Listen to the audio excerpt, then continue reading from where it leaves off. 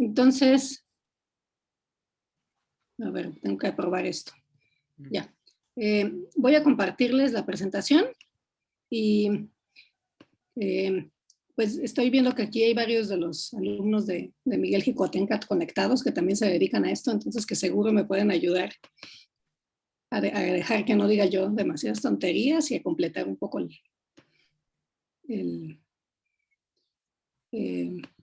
discurso. Permítanme, creo que es mejor que comparta todo, ¿verdad? Todo el escritorio, ¿no? Y que proyecte la presentación. No sé, a ver, voy a intentarlo. Si me tienen un poco de paciencia. Me dicen si se ve bien. Sí, se ve muy bien. Se ve muy bien. Ok. Entonces, bueno, aquí estamos, digamos que en el grupo de trabajo y en confianza. Entonces, por favor, interrumpan cuando consideren. La idea es que, no sé, para las 5 hayamos terminado un poco esta discusión para que Israel nos pueda platicar del otro tema. Pero pensamos prudente empezar un poco con este tema como para darle continuidad a la discusión que tuvimos la semana pasada sobre H2 del grupo modular, H1, con el grupo de Christopher, Néstor, Higinio y Porfirio. Y pues el objetivo de esta discusión es darles un panorama general de resultados que se conocen sobre la homología y la cohomología del Mapping Class Group y quizás sobre todo darles una probada de lo que no se sabe y que la gente está interesada todavía en conocer. Entonces yo me voy a restringir al caso de superficies orientables. Por aquí está Christian Hilberg. Hola, Christian. Él ha trabajado de manera muy específica en superficies no orientables, en cohomología de Mapping Class Group de superficies no orientables, entonces quizá nos pueda ayudar aquí en la discusión a completar pues qué cosas son distintas en este contexto y bueno, qué se sabe más en aquella dirección. Yo me restringo a superficies orientables por varias razones. Uno, para como que dar la respuesta más o menos completa en esa dirección. Y dos, porque hay motivos específicos para estudiar la cohomología de Mapping Class Groups de superficies orientables. Entonces, que espero un poco transmitir a lo largo de la charla y que un poco Néstor ya nos había platicado al respecto. Entonces, pues la primera parte de esta charla, que como podrán ver es básicamente la que di en el congreso, en el coloquio de la Sociedad Matemática. Toda la primera parte es introductoria y es un poco lo que ya vimos en el semestre. Entonces lo voy a pasar muy rápido, pero establezco notación con esto. Entonces, la idea es comentar brevemente sobre superficies topológicas y sobre las simetrías de estas, que son los grupos de homeomorfismos y en particular los Mapping Class Groups o grupos modulares de superficies, y establecer un poco la notación que voy a estar usando al respecto, para después hablarles de lo que se sabe y no se sabe de grupos de homología y cohomología, y en general, pues panorama de resultados conocidos y preguntas abiertas. Entonces, la propaganda que hago en estas diapositivas en particular es que estoy incluyendo imágenes de Fomenko, que en particular ilustra conceptos matemáticos, ¿no? Entonces la que tenemos aquí en la portada son las superficies en el espacio tridimensional que están alrededor de nosotros, ¿no? Entonces, si tienen la oportunidad de revisar esta página web, se las recomiendo. Tienen, en particular para áreas de topología y geometría, Fomenko tiene unas imágenes bastante interesantes. Entonces hay algunas de ellas a lo largo de la charla, ¿no? Bueno, superficies topológicas me lo salto. En general estamos en cosas compactas y orientables, a diferencia de lo que va a tratar Israel más adelante. Algunas veces con frontera, a veces sin frontera. Tenemos el teorema de clasificación de superficies, que en el caso que nos interesa, nos dice que para toda superficie compacta y orientable existen los parámetros género y número de componentes frontera, tal que mi superficie es una de este tipo, ¿no? Y a lo largo de la charla, aquí hago énfasis más que nada en la notación, estas nociones ya las hemos visto varias veces, voy a poner las componentes frontera como subíndice. Entonces, el segundo subíndice que pongo corresponde al número de componentes frontera. Y pues lo que hemos estado haciendo a lo largo de este semestre es estudiar las superficies, las simetrías de una superficie. ¿Cómo capturamos la noción de simetría? Estudiamos biyecciones del objeto, en este caso de la superficie, que preservan la estructura, en este caso la estructura topológica de la superficie. Hay un conjunto que tiene todas estas biyecciones, estos homeomorfismos.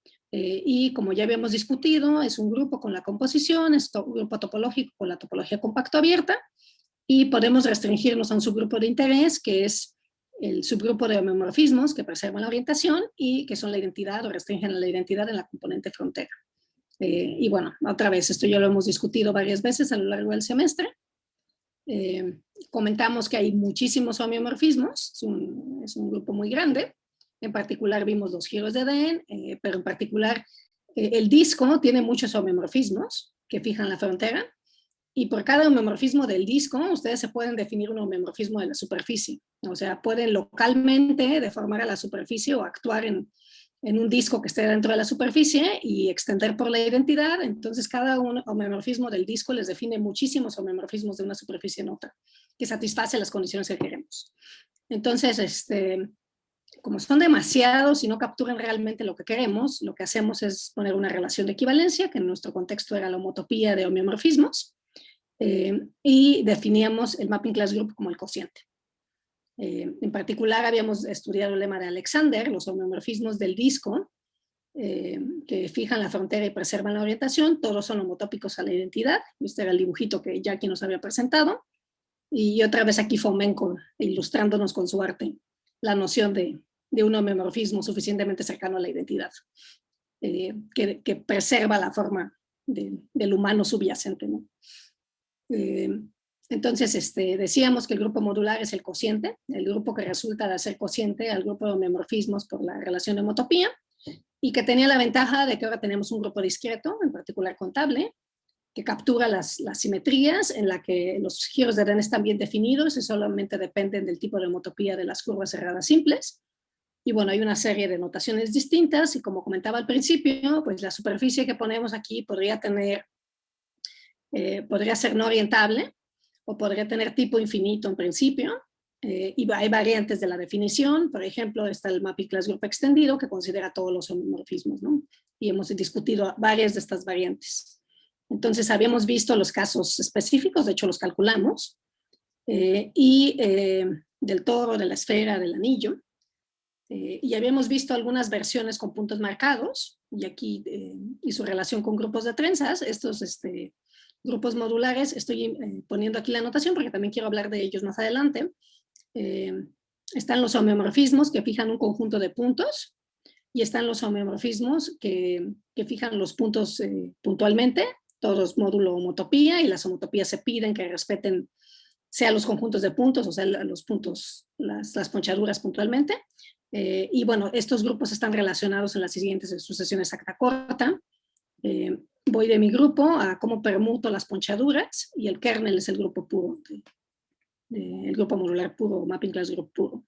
Y estos son una generalización directa de los grupos de trenzas y los grupos de trenzas puros, como me parece que Bruno había comentado al respecto en las sesiones.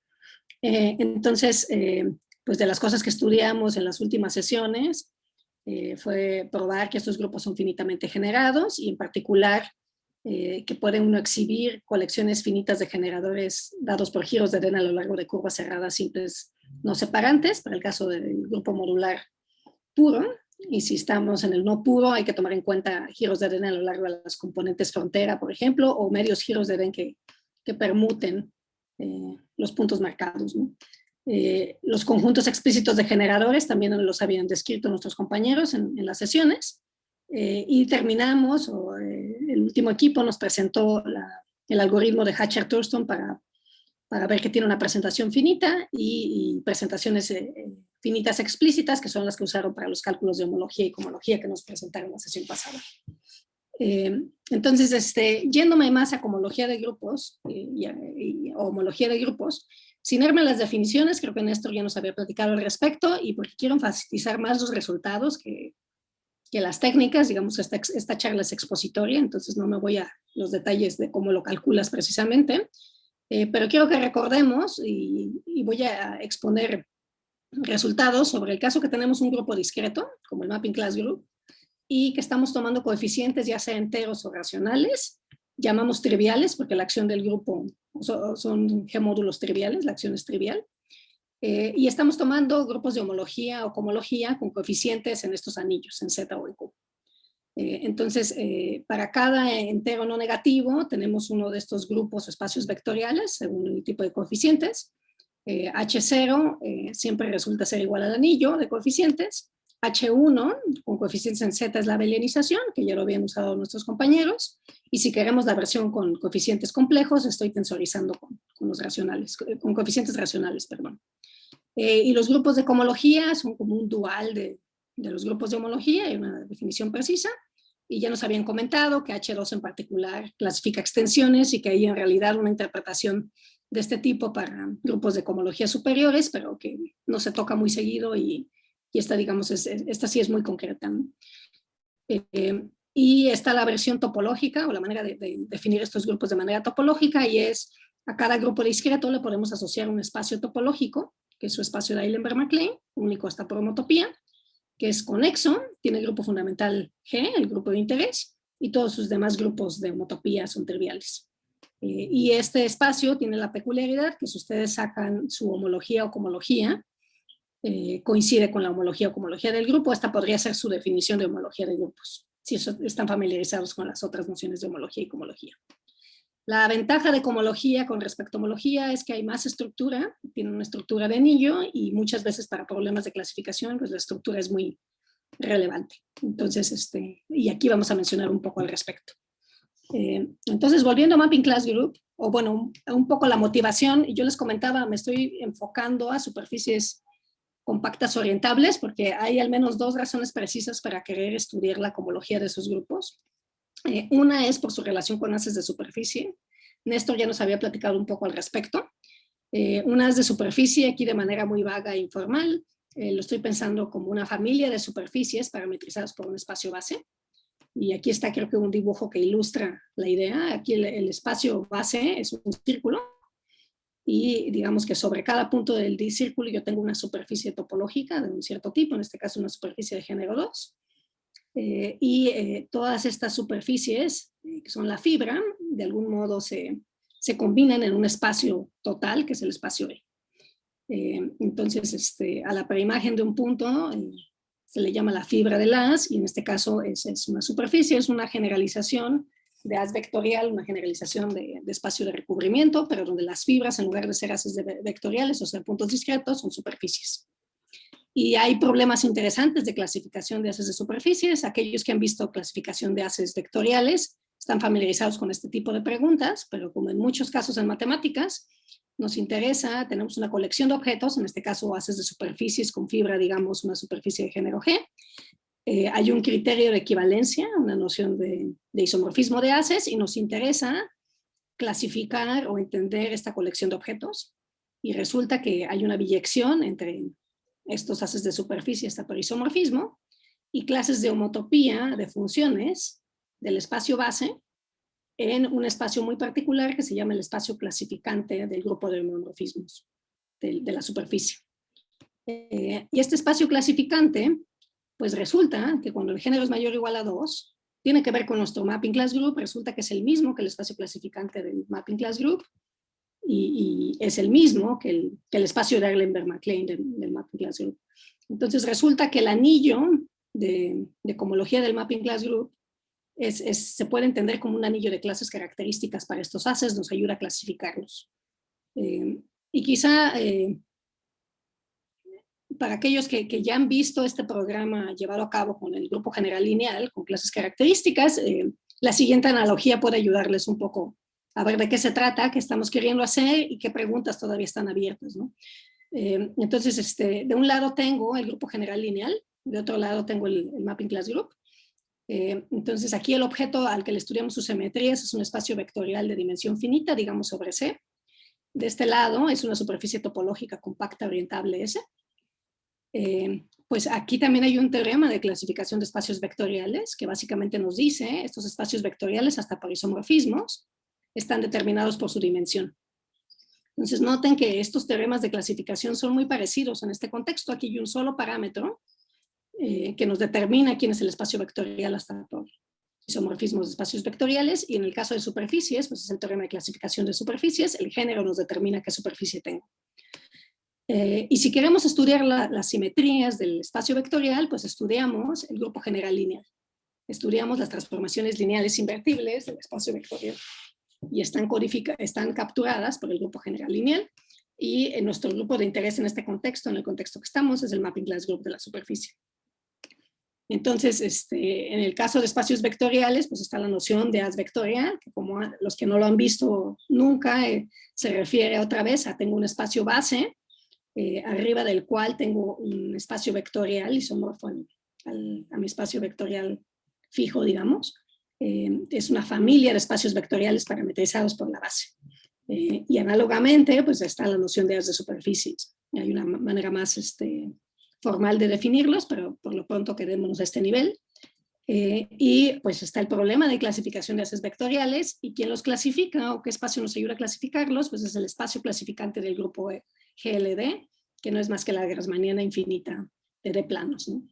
Y en el contexto de Mapping Class Group, pues el espacio clasificante resulta ser el Eilenberg-MacLane del grupo modular, y pues una herramienta interesante o útil para estudiar clasificación de haces vectoriales, que nos distingue cuando dos haces vectoriales son distintos, es el invariante dado por las clases de cohomologías de ese espacio clasificante, que en el caso de haces vectoriales se tiene calculado por completo, son las clases de Chern. Es un anillo de polinomios que está, donde cada una de estas clases es la clase de Chern correspondiente. Y en el caso de la cohomología del espacio clasificante para haces de superficies, pues coincide con la cohomología del grupo, es un anillo, y pues la pregunta es ¿quién es lo que tenemos aquí? ¿Qué tenemos aquí? Y bueno, lo que quiero ilustrarles en estos minutos es que pues la respuesta todavía está lejos de estar tan específica como esta, ¿no? Aquí sabemos quién es exactamente, cuáles son los grupos y cuál es la estructura de anillo que tiene, y aquí todavía hay muchas preguntas abiertas. Entonces, esta es una de las razones por las cuales la gente está interesada en conocer la cohomología de Mapping Class Group, su relación con haces de superficie. Otra de las razones importantes de superficies orientables es que la cohomología del Mapping Class Group coincide, cuando tienes coeficientes racionales, con la cohomología de un espacio que aparece en varias áreas de matemáticas, que es el espacio modular de superficies de Riemann, de género G con n puntos etiquetados. Entonces aquí también otra vez estoy siendo bastante vaga, pero este espacio, MGN, se puede estudiar desde varios puntos de vista, y parametriza diferentes objetos de interés, parametriza superficies de Riemann de género G con n puntos etiquetados, es decir, ustedes fijan su superficie topológica de género G, ponen n puntos en el interior de la superficie y le ponen una estructura compleja. Hay una relación de equivalencia que pueden poner entre estructuras complejas, y este espacio te parametriza o tiene puntos que te parametrizan estas maneras de poner la estructura compleja a la superficie topológica. Se puede estudiar desde un punto de vista de geometría algebraica, también parametriza lo que se llaman curvas algebraicas de género G, con n puntos etiquetados. Para los geómetras algebraicos, las superficies, lo que nosotros llamamos superficies, para ellos son curvas, porque ellos trabajan sobre los complejos. Entonces, siempre hay que tener un poco de cuidado, porque si ellos les dicen superficies, ellos están pensando en cosas de dimensión 4. ¿No? Pues desde un punto de vista geométrico, este espacio parametriza las métricas de curvatura constante que le pueden poner a una superficie de género G con n ponchaduras hasta por isometría. Entonces, pues resulta que todas estas maneras de interpretar el espacio, o este espacio parametriza estos objetos desde diferentes puntos de vista, y su cohomología resulta coincidir con la cohomología del Mapping Class Group cuando tomamos coeficientes racionales. Entonces, pues otra razón para querer estudiar la cohomología. Entonces, en este punto voy a tratar de, pues digamos, enunciar o describirles una serie de resultados que se saben al respecto, y un poco pintarles cuál es el escenario. Varios de estos resultados los estudiamos aquí con sus compañeros y compañeras. Bueno, en particular vimos que el Mapping Class Group del toro, o del toro ponchado, es L2Z, y ese L2Z se sabe bien que es un producto amalgamado de grupos cíclicos finitos, y dada esta descripción tan explícita del grupo, uno puede seguir un ejercicio de cohomología de grupos, calcular quién es el anillo de ese grupo, y se conoce muy bien quién es el anillo. O sea, no nada más los grupos de cohomología, sino toda la estructura del anillo.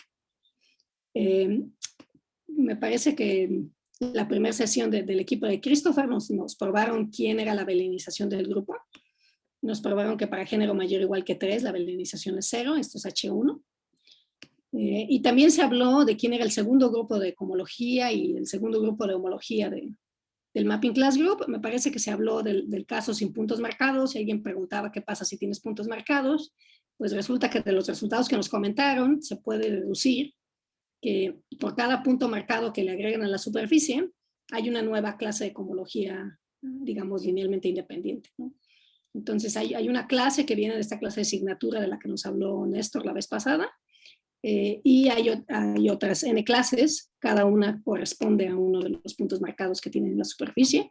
Y bueno, este resultado es originalmente de Harrer, pero la prueba de Harrer tiene algunos errores, y pues desde entonces ha habido como pruebas alternativas como la que nos presentaron en la sesión, que es de pitch, y que bueno, que nos permite calcular el H2 tomando en cuenta la existencia del cociclo de Meyer, ¿no? Ahí estábamos, no sé si recuerdan que había varias cajas negras en la prueba, ¿no? Sobre todo probar que no era trivial, ¿no? el ciclo correspondiente.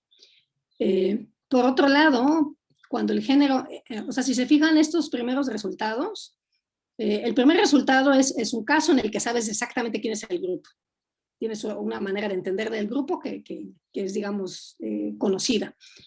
Los dos segundos casos que estoy describiendo, noten que estoy hablando de cohomología u homología en grados bajos. Es la primera homología o la primera cohomología y el segundo grupo de cohomología u homología. Otro escenario en el que se tienen cálculos completos, al menos con coeficientes racionales, es cuando el género de la superficie es bajo. Y aquí hay una serie de trabajos de distintas personas, y se fijan los años cómo han variado.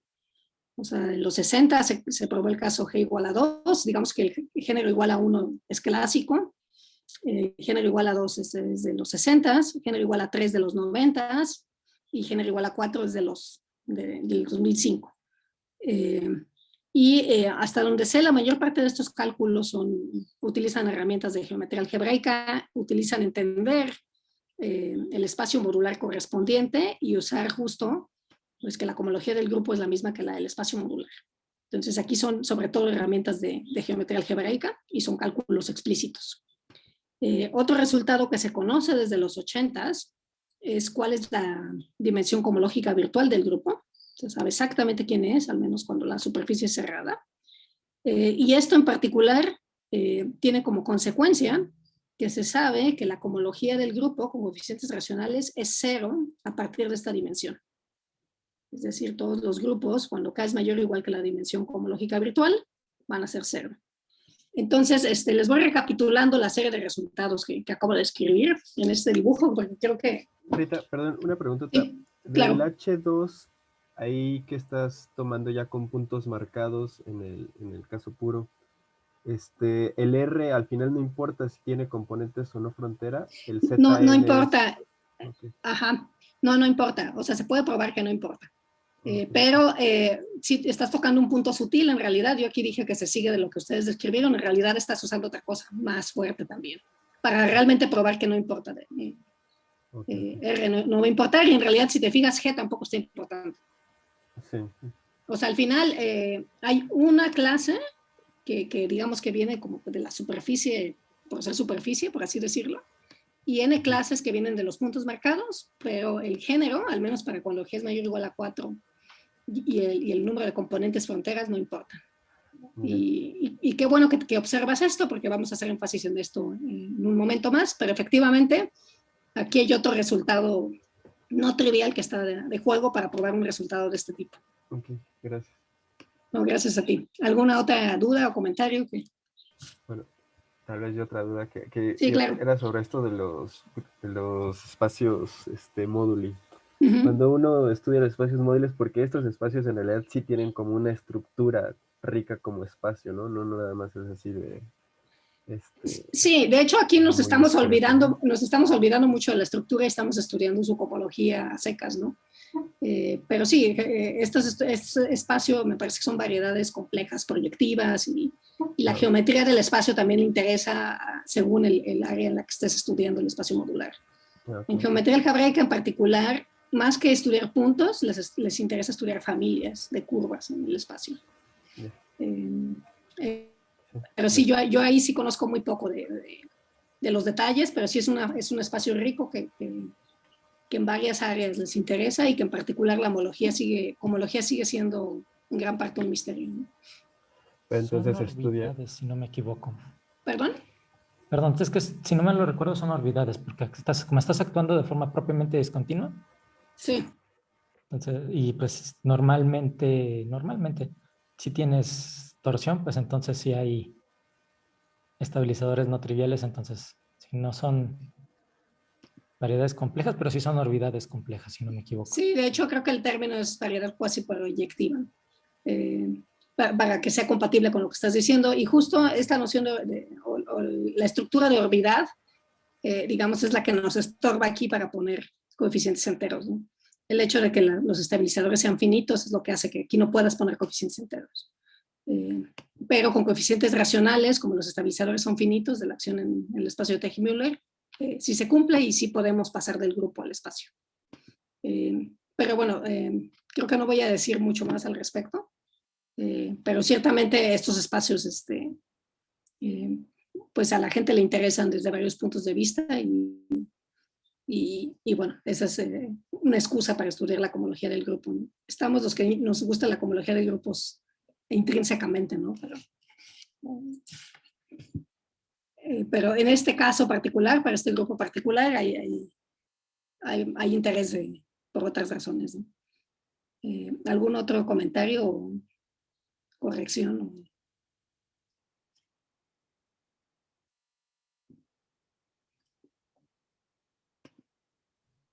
No, yo me espero al último.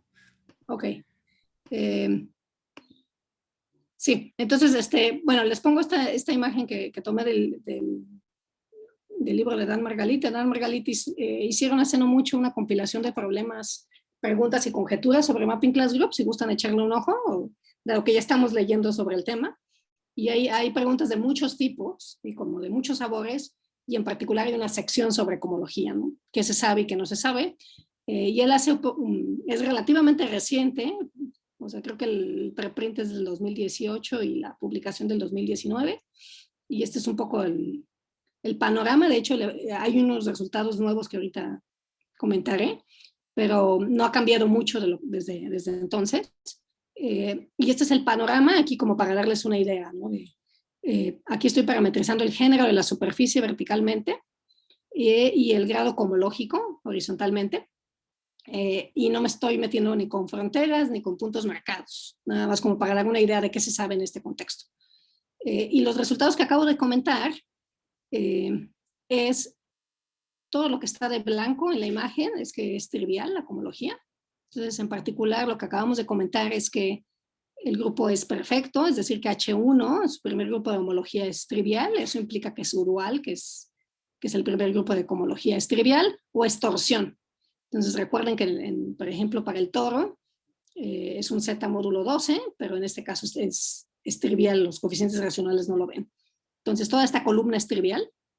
El cálculo de H2 en este contexto, pues H2 les da nada más un Z porque no tengo puntos marcados.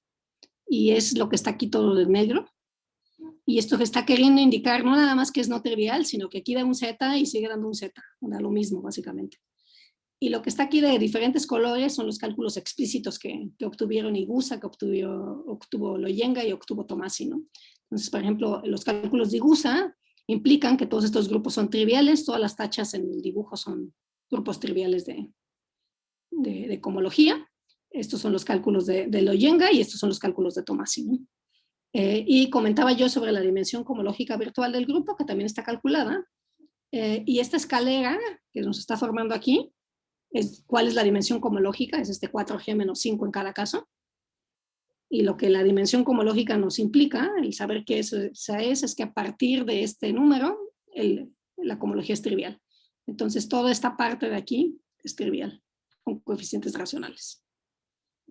Entonces, pues, ¿qué pasa con, o sea, realmente la parte que hay que calcular es lo que está, pues, debajo de esta escalera, ¿no? Entonces continúo para tratar de darle sentido a esta imagen. Hay una serie de clases, de hecho Néstor nos empezó a platicar un poco sobre ellas, como la clase de Euler, que se llaman clases tautológicas, y de manera superficial esto quiere decir, o son clases de cohomología que se pueden definir sea en el espacio modular o sea en el grupo modular, de manera geométrica, que aparecen como clases características. Y bueno, de manera independiente, Morita, Miller y Mumford en los 80s definieron estas clases que ahora se conocen como MMM, porque no somos muy originales, son las llamadas clases kappa en la literatura, o MMM. Hay una de estas clases, una késima clase que vive en la cohomología 2K, ya sea del grupo o del espacio modular. Y hay otras clases que también se definen geométricamente, y estas clases todas viven en H2, y todas estas tienen que ver con los puntos marcados de la superficie. Justo, si estamos tratando con coeficientes racionales, yo les decía que este H2 es un Q, que es la clase que viene de la clase de asignatura que nos definió Néstor, y está Q a la N. Cada una de estas clases psi me generan un espacio vectorial aquí. Y todas están en H2. Y pues algo que la gente ha estudiado ya desde hace varios años es, en lugar de estudiar todo el anillo de cohomología al que no le hemos podido meter mano de manera muy concreta, vamos a estudiar un subanillo generado por estas clases. Estas clases se definen geométricamente, se han podido manipular, se ha podido probar que son no triviales, se han estudiado relaciones que satisfacen entre ellos. Entonces, Faber conjeturó a finales de los 90s qué estructura debía tener este subanillo, que se conoce como el anillo tautológico, y creo que casi todas sus conjeturas ya han sido probadas. Bueno, fueron guía para probar o para estudiar este anillo tautológico. Un trabajo de mucha gente en probar qué relaciones satisfacen las clases y qué tipo de anillo es el que aparece en este contexto. Entonces, esto no nos dice toda la información sobre el anillo de cohomología, pero sí sobre la parte con la que hay herramientas geométricas para estudiar las clases de cohomología. Rita, ¿sí? Una pregunta. Más o menos, ¿qué te representan estas clases? No sé si se puede, si no, no importa, ¿no? Eso nada más. Ay, a ver, no sé. Si no, no pasa nada. Pasamos a lo que sea.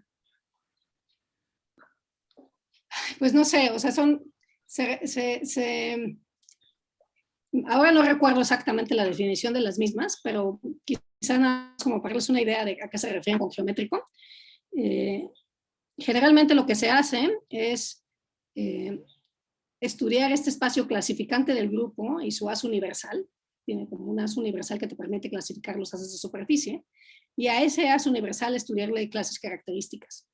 Entonces son construcciones tipo las que hacen para clases características de haces vectoriales, pero que se adaptaron de manera tal que a un haz de superficie le puedes asociar una clase característica.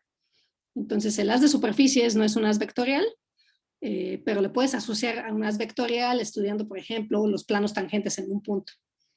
Entonces, como herramienta de clases características, digamos que se exporta para estudiar haces de superficies, y esto se estudia a nivel de los haces universales asociados.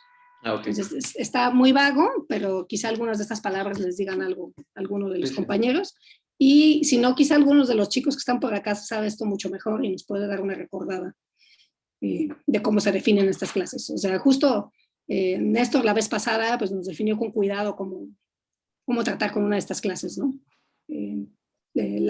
Estas clases de acá abajo, las psi, pues nos comentaban sobre la clase de Euler la vez pasada, estudiando una acción en el círculo del grupo. Estas de aquí pueden pensarlas como clases de Euler, cada una asociada a un punto marcado. Y pues, la construcción es la que nos describió Néstor la vez pasada. Pero otra vez, o sea, quizá el mensaje con el que los dejo es que pues hay construcciones clásicas explícitas que se aplican para construir las clases, y se ha probado que son no triviales, y pues se usan herramientas mucho más geométricas para estudiar las relaciones que estas clases satisfacen. Pero perdón que no soy más específica. No, está bien. Muchas gracias. ¿Alguna otra duda o comentario? Sí, Rita, una pregunta. Sí. Ese anillo tautológico que se define con estas clases de cohomología que son geométricas, ¿no? ¿Esa contención es propia o...? Sí, es o propia bien. sí, es propia. O sea, idealmente, pues uno dice, si todas las clases son geométricas, pues yo ya estudié todo el anillo de cohomología, pero es propia y ahora comento un poco más al respecto. O sea, una observación quizá en esa dirección es que nota que estas clases tautológicas, que aquí te estoy describiendo las que son clases tautológicas, todas están en grado par de la cohomología. Claro. Y esa es una manera de ver de que esta contención es propia. Vamos a ver, hay un cálculo que demuestra que tiene que haber cohomología impar. Entiendo. Y entonces, pues, toda la cohomología impar no es tautológica y pues entonces, pues se conoce una parte importante del anillo, pero falta mucho por conocer, por así decirlo. Sí, no sé si eso contesta tu inquietud. No, sí, gracias. ¿Alguna otra duda?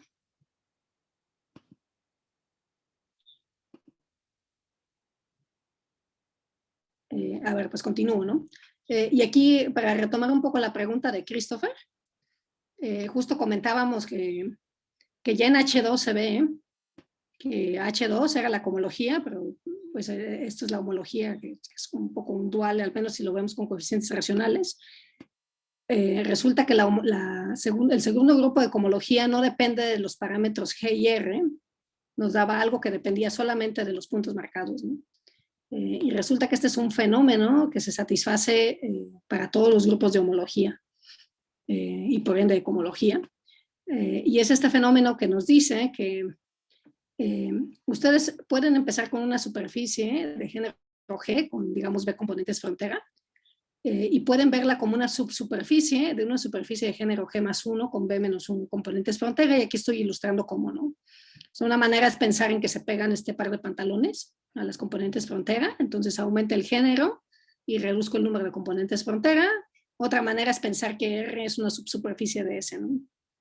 O pueden ustedes pasar de una superficie de género G con B componentes frontera a una superficie de género G con B más un componentes frontera, y aquí otra vez puedo ilustrar pegando este par de pantalones así, o viendo a R como subsuperficie de S en este caso. Ahora, esto es a nivel de superficies, pero noten que si yo tengo un homeomorfismo o difeomorfismo de esta superficie azul que fija la frontera, yo puedo definir un homeomorfismo o difeomorfismo de la superficie S como, pues lo dejo igual en la parte azul y a partir de donde pegué la nueva superficie, lo extiendo con la identidad. Y entonces yo puedo obtener un homomorfismo de grupos bien definido del mapping class group de una superficie de género G con B componentes frontera, en el mapping class group de una superficie de género G con B más un componentes frontera. O bien ir del mapping class group con género G con B componentes frontera al mapping class group de una superficie de género G más 1 con B menos 1 componentes frontera. Entonces hay morfismos naturales entre los grupos modulares, de manera tal que yo puedo ir cambiando los parámetros género y número de componentes frontera de mi superficie. Y pues estos morfismos de grupos, a nivel de homología o cohomología de grupos, inducen morfismos, y es un teorema de Harrer de los 80s, que te dice que cuando el género es suficientemente grande, cuando la superficie tiene suficiente complejidad, estos morfismos de grupos son isomorfismos. Otra manera de decir esta estabilidad o de enunciarla es decir, una vez que fijan las componentes frontera, estos grupos de homología, y esto es cierto con coeficientes en Z o con coeficientes en Q, estos grupos de homología no dependen ni de quién es G ni de quién es R, una vez que G es suficientemente grande. Entonces, si G es mayor o igual que un cierto número, digamos 10, no importa si G es 1000 o G es 1.000.000, el késimo grupo de homología no lo va a ver, va a ser el mismo. Entonces, bueno, este teorema, aquí nada más comento brevemente, es un teorema que hasta donde sé la única prueba conocida o el tipo de pruebas conocidas trabajan con el grupo modular, o sea, no hay una prueba que se haga con espacios modulares, y utiliza como herramienta significativa la acción del grupo modular en complejos de curvas y complejos de arcos. y el hecho de que los complejos de curvas y los complejos de arcos son altamente conexos, o sea, no solamente son conexos y simplemente conexos, sino que tienen grupos de homotopía triviales superiores también triviales. Entonces, uno puede utilizar las acciones en estos grupos, en estos complejos de arcos y curvas, para calcular la homología del grupo y en este caso para probar un teorema de este estilo, ¿no? Bueno, se necesitan mucho más ingredientes que esto, pero nada más como una aplicación concreta de los complejos de arcos y curvas es este teorema de Haarer. Y bueno, una pregunta una vez que tienes un teorema de este tipo es saber a partir de cuándo es estable, ¿no? O sea, aquí no estoy poniendo el rango, a partir de qué número se vuelven estables estos grupos, pero eso también ha habido trabajo de mucha gente para mejorar la prueba de Haarer, para hacerla más accesible, para hacerla más limpia y para mejorar estos rangos estables. Aquí menciono algunos de los nombres involucrados. Y esto lo vinculo con lo que sigue. Más o menos contemporáneo a Haarer, o sea, Haarer, este resultado es del 85, contemporáneo a Haarer, Mumford, que estaba estudiando espacios modulares, conjeturó que cuando el género es muy grande, o sea, cuando la complejidad de la superficie es suficientemente grande, el anillo de cohomología del espacio modular, con coeficientes racionales, que no es más que el anillo de cohomología del espacio clasificante del Mapping Class Group, tenía que verse como un anillo de clases características, como un anillo de polinomios. O sea, yo había comentado ya que hay una analogía entre clasificación de haces vectoriales y clasificación de haces de superficies, y la conjetura de Mumford era que, digamos que en el límite, o cuando el género es suficientemente grande, este anillo de cohomología realmente se quiere comportar como un anillo de polinomios.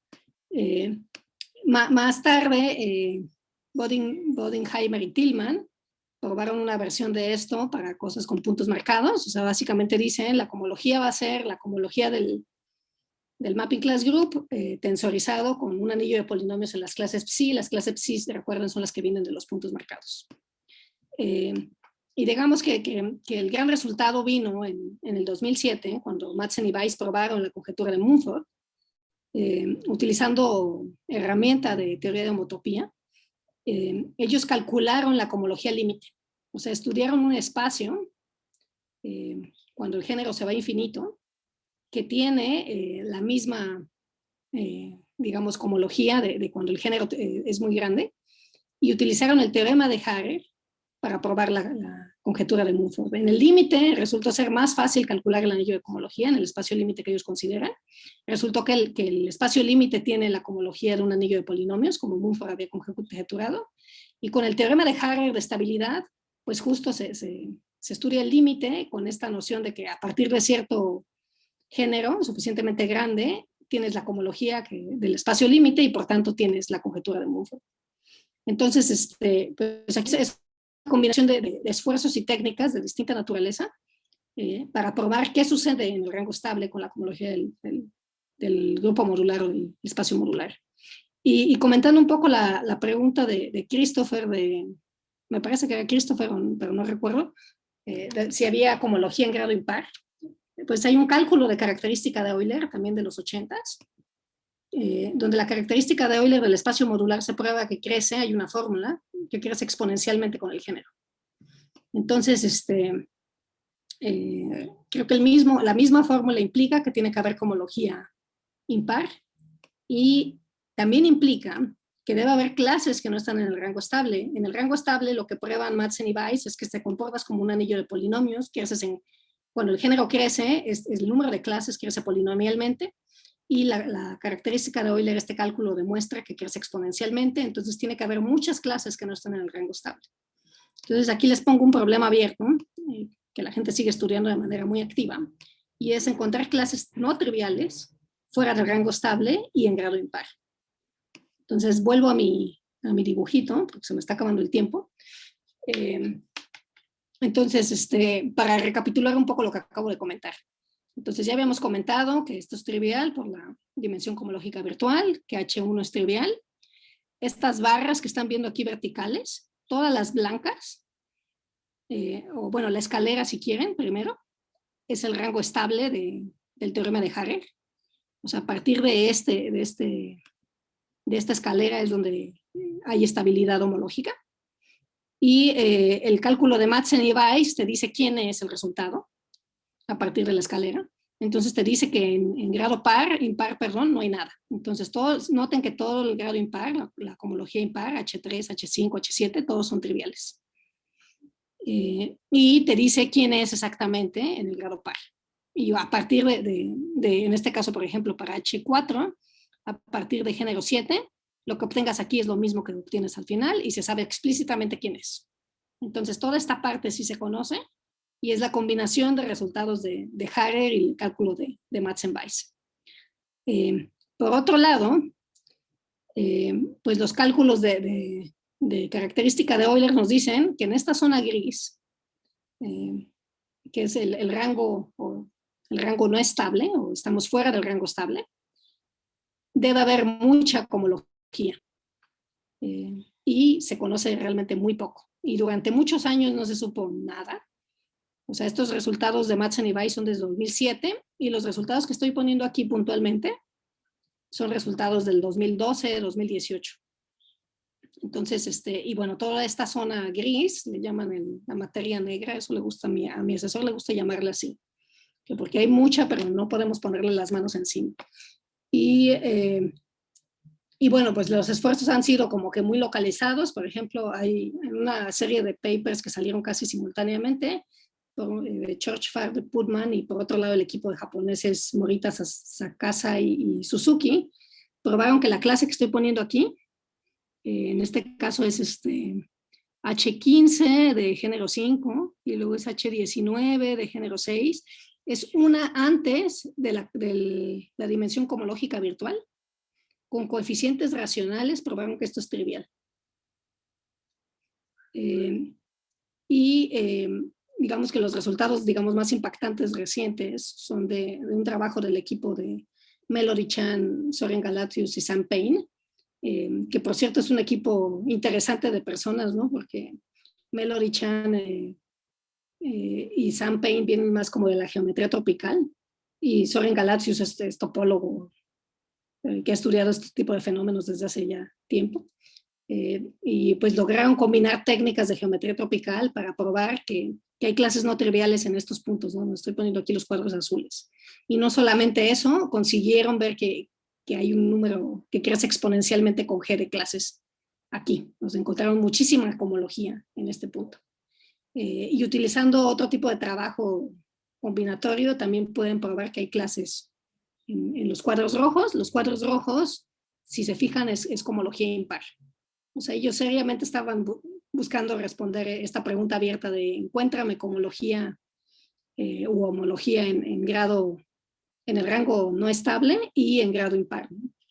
Entonces, pues aquí estoy mencionando estos resultados de estas nuevas clases de cohomología que se han encontrado, pero les regreso, ¿no? O sea, aquí sigue habiendo un montón de espacio en el que no se sabe qué pasa, no se sabe si es trivial, no se sabe dónde hay clases.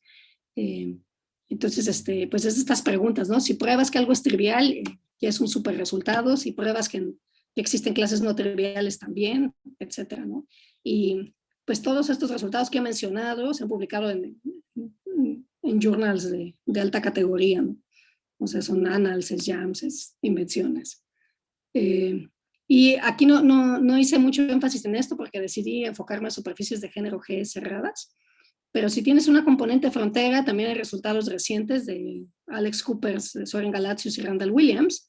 Ellos estudian un fenómeno que llaman estabilidad homológica secundaria, con el que pueden lograr obtener nuevas clases no triviales fuera del rango estable para este contexto, ¿no? Y lo que les permite sus resultados es como que del rango estable, cosas que ya se habían calculado, digamos que poderlas jalar un poquito más.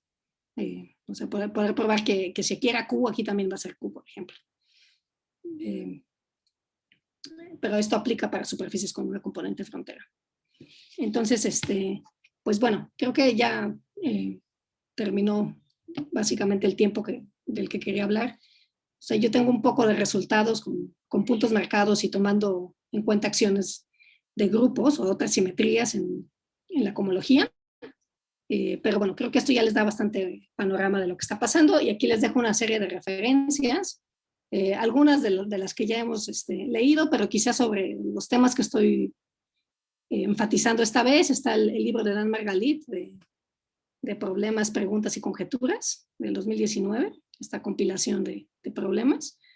Y están estas notas expositorias de Soren Galatsius, Natalie Wall, Ravi Vakil, Melody Chan, sobre todos estos temas de estabilidad homológica y de la conjetura de Mumford, del espacio modular y su anillo tautológico. O sea, justo Melody Chan tiene justo un manuscrito que está en revisión, pero que ya tiene ella disponible en su página web, sobre parte de este trabajo reciente que tienen ellos de cómo han combinado técnicas de geometría tropical para encontrar clases no triviales. Entonces creo que es buen punto para él. Y gracias por su atención.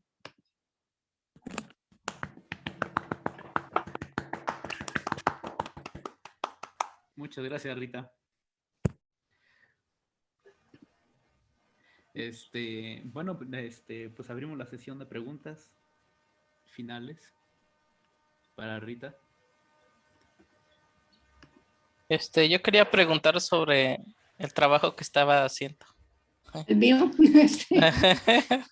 Sí, está bien, claro.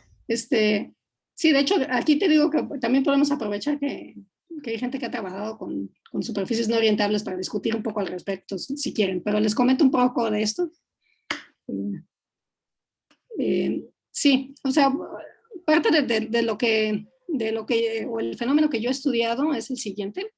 Noten que estos fenómenos de estabilidad homológica tenían que ver con el parámetro género y el parámetro número de componentes frontera. Y el resultado era del tipo, una vez que el género es suficientemente grande, la cohomología o la homología es la misma, ya no cambia. Entonces, y se fijaba el número de puntos marcados. Entonces, la pregunta que yo he estudiado los últimos años es, ¿qué pasa si yo fijo el tipo topológico de la superficie y lo que aumenta o lo que se mueve es el número de puntos marcados? Entonces, pues uno ya puede hacerse esta pregunta a nivel de grupos de trenzas. O sea, a nivel de grupos de trenzas, este es el grupo de trenzas puro de n hebras. Y la cohomología del grupo de trenzas puro de n hebras se comporta muy distinto a la cohomología del grupo de trenzas de Artin. Entonces, en particular, no satisfacen estabilidad homológica con respecto a este parámetro. Aquí ilustré qué pasa con H2, porque ya se los había dado. Yo les había dicho, hay clases que dependen del número de puntos marcados, esta dimensión crece, o sea, esto no se estabiliza. Entonces, lo que sucede en este caso es que hay simetrías jugando, en este caso es el grupo simétrico el que está jugando un rol importante, que le da a estos espacios vectoriales una estructura de representación. Entonces, pues resulta que si uno quiere mover el parámetro n, la manera de estudiar estas sucesiones de espacios vectoriales es tomando en cuenta estas simetrías y estudiándolas como sucesiones de representaciones. Y entonces, pues la teoría del grupo simétrico está bien entendida, y uno puede preguntarse, bueno, ¿cuál es la descomposición en representaciones irreducibles de estas representaciones del grupo simétrico? Y si hay algún patrón que puedas identificar.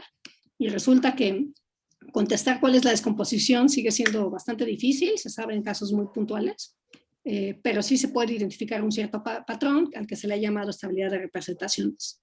Y de manera muy general, pues ilustro el fenómeno aquí con H2. H2 como espacio vectorial es un espacio vectorial de dimensión n+1. Si yo tomo en cuenta la acción del grupo simétrico, esto se descompone en subespacios invariantes y resulta que se descompone, y estoy usando a propósito esta notación, se descompone en un espacio vectorial de dimensión 1, donde la acción del grupo simétrico es trivial, más otro espacio vectorial de dimensión 1, donde la acción trivial del grupo es trivial, más un espacio vectorial de dimensión n-1, donde hay una acción bien entendida, se le llama la representación estándar. Entonces, se le llama estabilidad de representaciones porque, a pesar de que esta dimensión sigue creciendo, lo que sí se mantiene es cómo se descompone esto en representaciones irreducibles. Y en el caso de H2, pues estoy haciendo trampa porque aquí sí conozco muy bien quién es el espacio y cómo actúa el grupo. Pero bueno, digamos que la magia de un resultado de estos es probarlo sin calcularlo. Y pues resulta que se puede probar eso y que otra vez poderlo hacer a nivel de grupos modulares te permite concluirlo a nivel de espacios modulares también. Hay una versión de este resultado con coeficientes en Z y entonces ya no tiene sentido hablar de representaciones irreducibles, se tiene que formular como una noción de generación finita en cierta categoría. Y bueno, más recientemente estoy tratando de explorar mejor o entender mejor cómo se relaciona este fenómeno de estabilidad de representaciones de este grupo con la estabilidad homológica que satisface el grupo no puro. El grupo no puro resulta que con respecto a puntos marcados satisface estabilidad homológica. Y yo ya había comentado que estos dos grupos están relacionados con una asociación exacta corta y resulta que estos dos fenómenos están muy relacionados uno con el otro. Y estoy tratando de entender mejor cuál es esa relación porque es posible quizá derivar resultados nuevos a partir de eso. Y bueno, aquí hay un problema abierto para aquellos osados, ¿no? Pues en general, salvo H2 y no sé si hay algún otro caso, pero casi nunca se sabe cómo se descomponen en irreducibles estas representaciones. Ah, qué interesante. O sea, lo que encontraron fue una nueva noción de estabilidad, ¿no? Así es, y que toma en cuenta que mi colección de grupos o de espacios vienen equipados de unas simetrías, y en este caso las simetrías también tienen como noción de estabilidad, ¿no? Los grupos simétricos tienen morfismos entre sí. Puedo meter al grupo simétrico en n letras, en el de n+1, etc. ¿no? Entonces, pero al final todo se traduce, tú que has trabajado más con categorías de módulos, en que esto se puede entender como un módulo sobre una categoría que es finitamente generada. Y este fenómeno se deriva como una consecuencia de eso en realidad. Ah, perfecto. Muchas gracias. De hecho, Higinio también estudió un poco este fenómeno para el caso de espacios de configuraciones para su tesis de maestría. También les puede platicar un poco al respecto.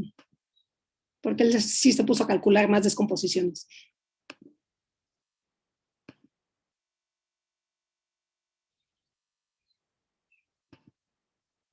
La teoría de estabilidad por representaciones es en general para cualquier grupo que actúe en algún módulo o espacio o algo así, o es para, por ejemplo, aquí el grupo simétrico nada más.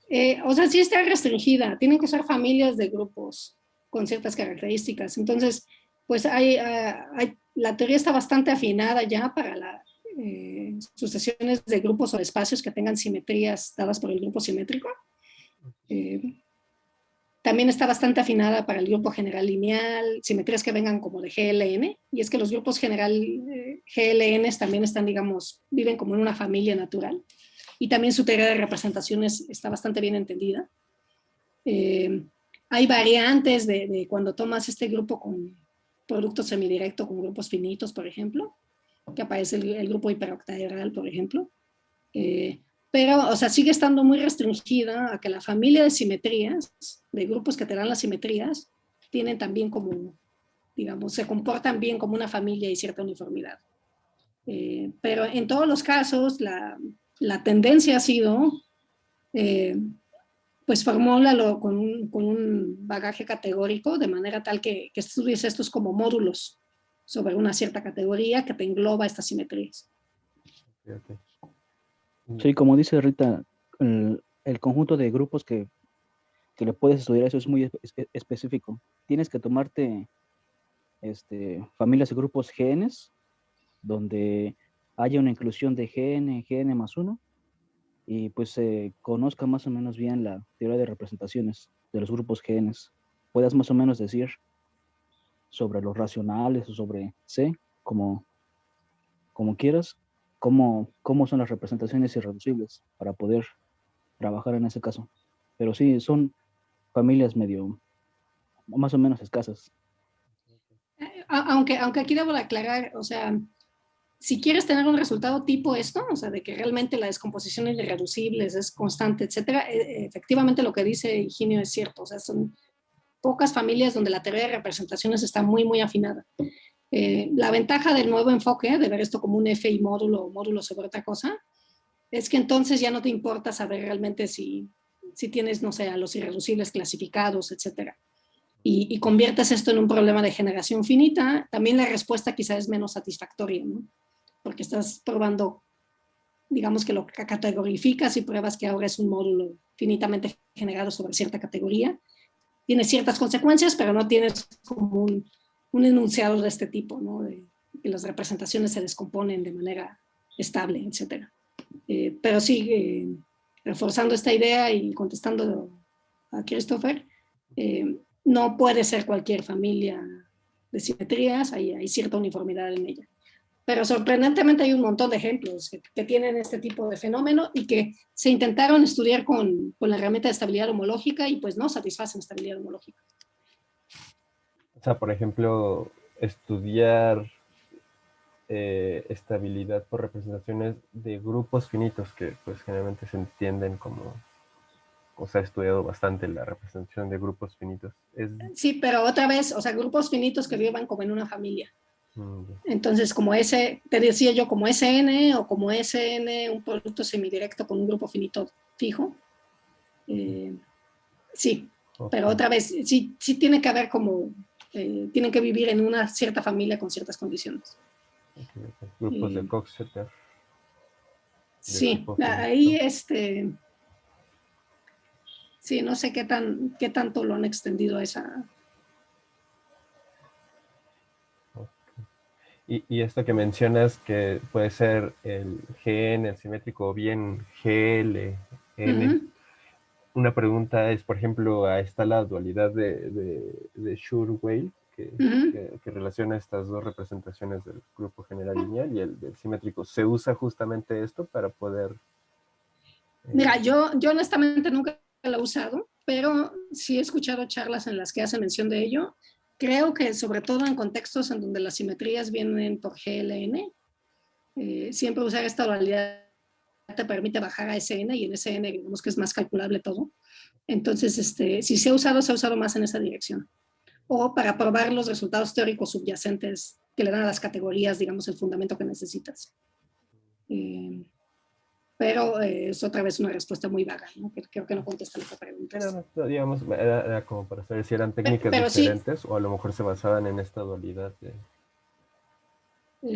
o sea, creo que sí utilizan, pero no sé hasta qué punto sea la parte más significativa del... pero vamos, por ejemplo, como sea al estudio de esto se ha integrado mucha gente que estudia teoría de representaciones de manera muy seria, pues ahora están queriendo incluso entender qué pasa con representaciones del grupo S infinito, ¿no? Y vamos, como que el plan subyacente, que probablemente no se pueda, pero que es algo que inspira, es en el caso de estabilidad homológica, resultó que para calcular cosas, la respuesta fue llevar el género infinito y estudiar el objeto al límite. Y ahí resultó que era más fácil calcular cosas con teoría de homotopía. Entonces, pues la gente se preguntó como de manera, haciendo la analogía, digamos, de manera simplista, ¿qué pasa si n lo tiendes a infinito y estudias el objeto límite y su teoría de representaciones? ¿Puede esto darte alguna respuesta que después puedas, digamos, del mismo modo, traducir en algo para n suficientemente grande? Y resulta que la respuesta no es tan fácil, porque la teoría de representaciones de ese infinito parece ser que es otro monstruo, ¿no? Entonces, pues no sé, hasta donde sé, Andrew Snowden, Steven Sam y Rohit Nagpal sí tienen resultados parciales en esa dirección. No sé si vayan a tener un futuro como para dar respuestas a ejemplos concretos como este, ¿no? Y este espacio límite no tiene nada que ver en pensar como lo que trabajan Jesús y los demás de superficies de tipo infinito. ¿O? Pues creo que no, ¿eh? Creo que lo de Madsen y Weiss no, finalmente no tiene que ver con eso, ¿no? A pesar de que uno pensaría, ¿no? Que pues, mandas el género infinito, es una... porque justo ahora que ya voy a dejar hablar a Israel, pues justo nos va a ilustrar que puede ser infinito de muchas maneras, ¿no? Y aquí estás hablando de que el género se va a infinito como de una sola manera y estudias el objeto límite. Y es que el objeto límite se va a la teoría de homotopía y ya las herramientas que usas no tienen nada que ver con esto, ¿no? Pero sí está relacionado con una superficie de tipo infinito, eso sí, ¿no? Pues quizás sí. Ajá. A lo mejor con el monstruo del lago Ned, ¿no? Porque vas en una sola dirección de la manera en que agregas ahí. Pero no sé, o sea, quizás esa es buena, no sé hasta qué punto los resultados de Match and Vice puedan de manera concreta interpretarse como cálculos de cohomología en el caso de ese Mapping Class Group, de ese Big Mapping Class Group. La verdad no sé. Otra es que porque también pasa alguna- con... Adelante, Ira. Oh, no, Jesús, adelante. No, pase usted. Pase usted. Es que en una charla de Javier Aramayona precisamente escuché que precisamente esto de los cálculos de homología o cohomología de Mapping Class Group de superficie tipo infinito estaba relacionado, por ejemplo, con fenómenos de estabilidad en el caso clásico, ¿no? Ok. Pero bueno, la verdad sí no. O sea, No, yo pues, creo que bueno, a no mí he sí me encontrado. interesaría escuchar cómo están dándole lectura a esto en ese contexto, ¿no? Ujú. Porque, por ejemplo, la gente que se dedica a esto de estabilidad homológica, o sea, hay gente todavía muy activa tratando de generalizar estas metodologías y que este fenómeno de estabilidad secundaria que identificaron justo en Mapping Class Group es relativamente reciente. Pero pues hasta donde yo sé, nunca lo vinculan así de manera explícita con Big Mapping Class Group. O sea, porque las herramientas son como de otro estilo, ¿no? Sí. Pero no quiere decir que no haya una conexión y que valga la pena estudiarla. Y sí, pues yo pensaría que alguien que está ahí como que en la intersección de ambos temas. No, ¿de qué va a hablar Javier el miércoles? ¿No va a hablar de esto? Cosas Sí, creo me asintóticas. parece. Ujú. ¿Así? Y de hecho creo que Tiene es que ver por con más o eso. menos lo que tiene que ser. Ujú. Ok, perfecto. Bueno, pues entonces el miércoles están invitados a entrar de manera pirata. Ah, no, pueden entrar en YouTube, eso no es pirata. Eso no sería. Además me están grabando, no puedo decir esto. No, bueno, el miércoles habla Javier Aramayona y quizá conecte esto por lo que están comentando. Ujú. Pues no sé si hay alguna otra pregunta o comentario, sino para darle la palabra a Israel y no extendernos tantísimo, porque... Yo me quiero extender un poquito más. Bueno, extiéndete, de acuerdo, Néstor. Sí, al Para final el tenemos caso- más sesiones, ¿no? O sea, Bueno, esa era la convención. O sea, la convención era si nos vamos a extender mucho en esto, no importa, nos reunimos otra vez. Pero para el caso de coeficientes en Z, Uh-huh. menciona que estás estudiando este caso con esto de estabilidad por representaciones, ¿no? Su análogo con estos coeficientes. En ese caso, ¿no te han dado resultados que haya torsión en el Mapping Class Group en la cohomología para grados menores que la dimensión cohomológica virtual? O sea, justo la herramienta no es tan sutil como para ver eso. Al menos no al nivel al que yo lo he estudiado. Cuando digo que tengo resultados para coeficientes en Z, a lo que me refiero es que digamos que la manera más eficiente de estudiar esto es pensar a estos grupos como un FI módulo, en este caso. La categoría de FI es de, ¿qué? Finite Sets and Conjuntos finitos Injections. e inyecciones, ¿no? Ajá. Sí, ya no sé traducirlo, pero lo bueno es que Higinio se lo sabe bien.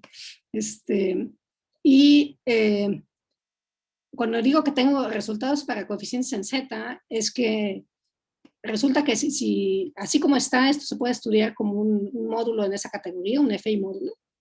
Y hay una noción de generación finita que ves la definición y la de FI módulo y generación finita es lo que tú crees que va a ser generación finita. Es un ejercicio, ¿no? De decir, ¿cómo definirías generación finita en esa categoría? Pues la defines y esa es. Resulta ser que si tú pruebas que esto es finitamente generado como FI módulo, y aquí ya no estoy pensando en N, sino algo que captura toda la información de la sucesión, puedes probar que eso implica estabilidad de representaciones en este sentido, ¿no? Con coeficientes en Q. Pero con coeficientes en Z, pues la teoría de representaciones no está tan afinada, o sea, no se entiende a este nivel. Y lo que puedes probar es que esto, con coeficientes en Z, también es un FI módulo finitamente generado sobre Z. Y en ese sentido es un resultado análogo. Pero de ahí a que te diga algo en concreto, de si hay torsión o no hay torsión, al menos con lo que yo he hecho de momento no he podido identificar. Estoy trabajando en otra cosa en donde sí quiero calcular torsión, pero las herramientas son distintas. No tiene que ver con esto. Ok, entonces, si hay resultados que te digan que hay torsión en esa parte, en el rango no estable. Pues, o sea, hay resultados que son, creo que los que tú conoces, ¿no? Pero esto ya es fuera de la dimensión cosmológica virtual. Ajá, sí, pero... tú dices en el rango estable, ¿no? Es que aquí ni siquiera estoy en el rango estable, ¿no? Porque estoy en G y R están fijas, ¿no? Me parece que en el rango estable no debería de haber torsión. No, justo, o sea, aquí en el rango estable, cuando G es suficientemente grande, lo que pasa es que estás moviendo parámetros distintos, ¿no? Aquí en el rango estable, aquí se mueve G, ¿no? Y si hay algún N, está fijo y ahí no hay torsión, porque justo los resultados son de este tipo, ¿no? Exacto. Son anillos polinomiales. Pero en el no estable es donde puede haber torsión. El no estable es donde puede haber torsión, pero por ejemplo, el tipo de resultados que yo he estado trabajando fijan G y R, entonces no estoy en el rango estable de estabilidad homológica. Y aquí puedo yo definir un rango estable para estabilidad de representaciones, que es a partir de cuándo satisfaces este tipo de fenómeno. Entonces, si encuentro torsión aquí, tiene que estar necesariamente fuera del rango estable de ellos, ¿no? Porque de hecho los resultados de Madsen y Weiss son sobre Z. Y Harrer es sobre Z. Entonces sus cálculos son sobre Z. Aquí viene sobre Q porque la relación con espacios modulares es con Q. Sí. Pero ellos, sus cálculos son sobre Z y lo de Harrer es sobre Z. Entonces efectivamente tienes razón. En el rango estable no hay torsión. No hay torsión, exacto. No hay torsión. Y sí, si quieres buscar torsión, tendría que ser fuera del rango estable. Exacto, ok. Bueno, y los resultados que viste. Sí, claro. No, continúa. A ver, sí. Pues creo que los resultados que te puedo comentar son los que tú ya conoces, ¿no? Que si el mismo grupo tiene torsión, va a haber torsión en la homología, ¿no? Y hay estas restricciones de puntos fijos para identificar qué tipo de torsión puede vivir en el grupo, ¿no? Ok. Bueno, la otra pregunta era nada más de curiosidad, ¿no? Aquí cuando pusiste que H2 del grupo modular con n puntos marcados, se ve como el módulo trivial más el módulo trivial más la representación estándar, ¿no?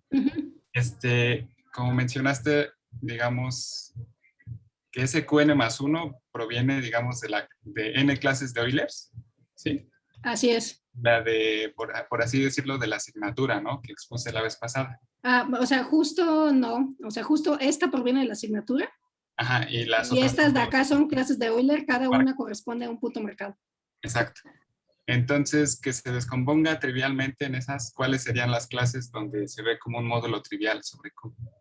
Pues justo, esta es una, porque nota que no depende de los puntos marcados. Exacto. Y la otra acción aquí actúa por permutaciones en esto. O sea, en realidad todas estas clases son simétricas, por así decirlo, ¿no? Permutas los puntos marcados, estas clases se permutan como tal. Entonces, esta es la representación por permutaciones, y esta es la que se sabe que se descompone en una trivial más de estándar, ¿no? Ok, perfecto. O sea, justo este caso es así como que el de juguete de teoría de representaciones, que ilustra exactamente lo que quieres, y es casi el único que se sabe, ¿no? O sea, sí, creo que esas eran todas. Ya. Ok, perfecto. Y continúa. Pues no sé si haya más preguntas o pasamos a lo que sigue o como gusten, ¿no? No sé, tal vez un comentario. Claro. Sí, también hay estabilidad homológica para el caso de superficies no orientables, ¿no? Así es. De Natalie Valls, no mal recuerdo. Así es. Y también se pueden aplicar estos tipos de técnicas de representaciones. Estabilidad de representaciones, sí. De hecho, o sea, justo en el paper donde incluí lo de coeficientes con Z, ya de paso también incluí superficies no orientables. Otra vez, todo es tipo finito. Y sí, o sea, y en ese caso, sí hay cálculos explícitos de H1 donde se sabe que hay Z2, ¿no? Tú te sabes mejor esos resultados que yo. Sí. Pero sí, o sea, justo, digamos que la primera versión de estos resultados, la herramienta principal es la sucesión exacta de Biermann. Y la sucesión exacta de Biermann que hace, ya la vimos en este curso, entonces puedo hablarles sin estar dando cajas negras. Pues lo que hace es olvidarse de los puntos marcados e irse a un mapping class group que no tiene puntos marcados, sobreyecta en ese, y su kernel es el grupo fundamental de un espacio de configuraciones que está dado por los puntos. Entonces, esa sucesión exacta de Biermann, con una sucesión de, espectral, le puedo asociar una sucesión espectral, que me relaciona a la cohomología que me interesa con la cohomología de un mapping class group que no tiene puntos marcados, con coeficientes en la cohomología del espacio de configuraciones, de puntos en la superficie. Y para todo esto, no importa si la superficie es orientable o no orientable, lo que importa es que Biermann exista. La asociación. Y para eso necesito como suficiente género, o que la superficie sea hiperbólica, básicamente. O sea, por ahí incluso podemos ir a las grabaciones, alguien nos dijo exactamente cuáles eran las hipótesis para que una asociación de Biermann exista, ¿no? Y pues resulta ser que una manera de obtener estabilidad de representaciones para esto es usar la estabilidad de representaciones que satisfacen los espacios de configuraciones en superficies. Y ese resultado, cuando yo probé mi resultado, yo usé que Tom Church había probado estabilidad de representaciones para espacios de configuraciones de puntos en superficies orientables. Pero desde entonces la gente ya probó el caso no orientable. Entonces la misma técnica funciona porque alguien más ya me hizo el trabajo de probar qué pasa en el caso no orientable. Pero justo lo que he estado explorando últimamente es el vínculo de esto con el caso de no puro y el fenómeno de estabilidad homológica que probó Natal igual, cuando tienes puntos marcados, y eso es para orientable y no orientable. Y creo que eso permite dar una prueba alternativa, que no depende del resultado de configuraciones en la superficie. Oh, ya. Sí, no sé si eso aclara tu pregunta. Sí, lo aclara. Sí. Y también tal vez tenía otro comentario. Creo que en el caso no orientable de igual superficies no se conoce el segundo grupo de homología, ¿no? Creo que no. Creo que yo estuve buscando cuando justo estaba viendo esto a ver qué se sabía y nada más encontré sobre H1. Sí, y pero lo que sí se tiene es un conjunto de una representación que creo que la dio Luis Páez con alguien más, esa apellida, se me fue el otro apellido, pero alguien más. Entonces, ahorita no recuerdo, pero creo que para calcular en el caso orientable lo que utilizan nada más, o una de las herramientas que utilizan es la presentación del Mapping Class Group, ¿no? Para calcular H2.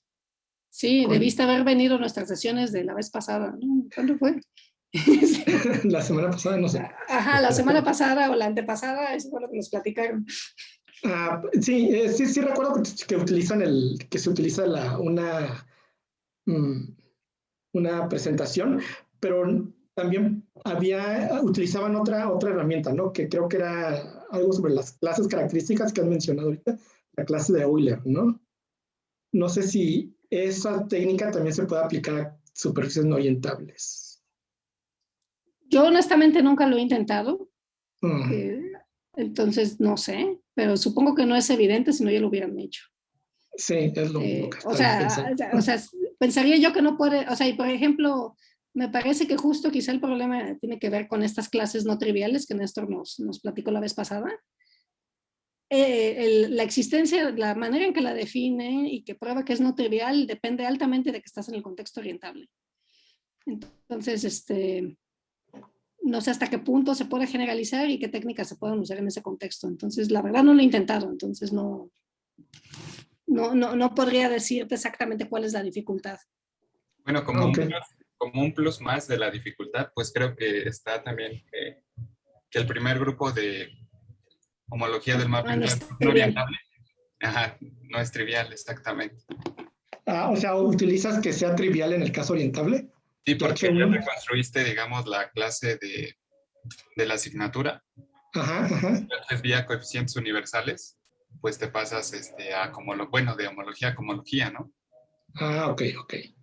Y así es como pruebas que la cohomología es Z, ¿no? Bueno, y que es justamente la imagen de esta clase en cohomología. Yo no le tendré tanto miedo a eso, porque pues finalmente jalarías la cohomología del ext, ¿no? O sea, jalarías la parte de torsión. Sería como un extra, ¿no? De por qué. Tendrías una componente ahí de torsión que viene de H1. Yo le tengo más miedo a lo otro. O sea, Ajá, que utilizas a probar que existen estas clases. ¿no? Ajá. Ajá, sí. A la prueba de... Justo la que nos platicaste la semana pasada, ¿no? Pero ni siquiera se tiene alguna conjetura, porque, por ejemplo, Néstor nos platicó cómo usando la presentación y la fórmula de Hopf, podía uno llegar a que un elemento era de cierta forma y que justamente ese elemento era un tipo X al algo, ¿no? No se ha intentado en el caso no orientable, o bueno, supongo que se tiene alguna presentación, sí se tienen presentaciones para casos no orientables. Si puede uno llegar a reducir y ya nada más ver si este es no trivial o trivial. No sé si hay en los artículos de cosas no orientables alguna conjetura. Yo no he visto. Yo lo he visto, pero yo casi no he estudiado el caso no orientable. Entonces, la verdad, no sé. O sea, justo creo que la representación que comenta Cristian quizás es lo más cercano. Pero creo que volvemos al comentario que ya habíamos hecho sobre esa fórmula de Hopf, ¿no? Que sí. Si las cosas no están con pinzas, no es evidente cómo usarla, ¿no? También es... Sí. Pero vamos, o sea, dado que es que de manera exitosa sí te da el cálculo del caso orientable, pues uno esperaría que puedes intentar en el caso no orientable. Al menos intentarlo, ¿no? Y identificar qué es lo que falla. Sí.